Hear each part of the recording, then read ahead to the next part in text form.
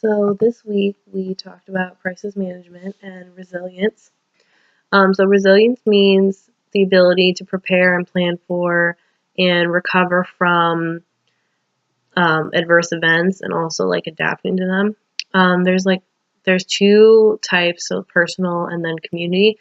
Personal is kind of more like how you deal with it on like a social level or like a psychological level, like how are you dealing with it emotionally, or are you dealing with it all by yourself, with your family, with your friends? Do you have a support system? Things like that. And then there's the community level.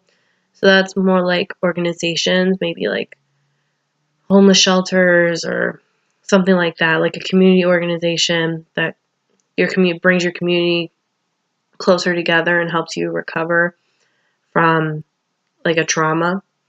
Then you have a natural event, which is a natural disaster, which happens like in nature and it's not man-made or caused. Another important term is human-induced event. So that's disasters that are caused by the human population and are man-made.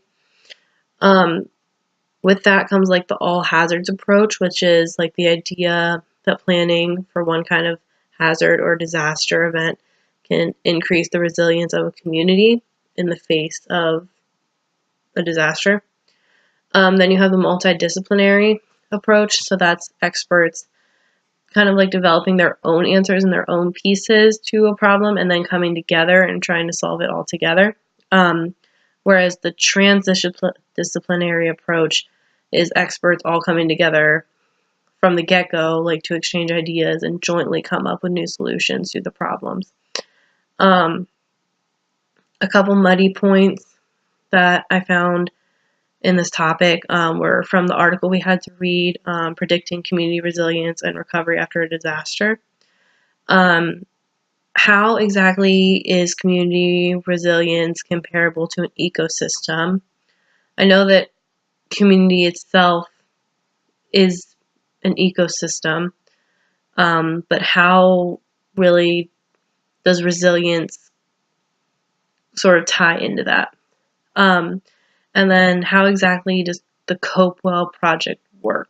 I know like the main kind of purpose of it, but I want to know like specifics, so how it actually helps people to recover. And then my question for the class would be to give an example of how you would promote community resilience during a time of crisis.